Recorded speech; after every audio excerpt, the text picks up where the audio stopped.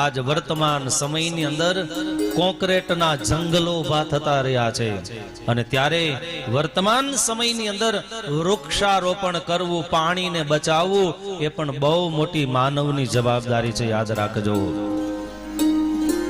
કદાચ સમાજના વરિષ્ઠ લોકોએ તમારા ઘર સુધી નળમાં પાણી કે મીઠું પાણી ઘર સુધી પહોંચે એવા પ્રયાસો કર્યા, પણ મારી તમને વ્યાસ પીઠ ઉપરથી હાથ જોડીને વિનંતી છે કે નળ ચાલુ કરીને ઘરના કામ કરવા ન જતા રહેતા હો.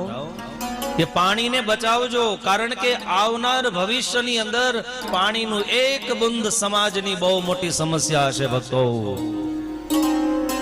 વૃક્ષો બચાવજો, પ્રકૃતિને બચાવજો, પાણીને બચાવજો, આપણા દેશના ઋષિ મુનિઓના વિચારોને બચાવજો. ખાલી આપણે જ બચી જાશું, પણ આવનારી પેઢીને જો બચાવવી હોય તો પર્યાવરણનું પણ જતન કરવું પડશે.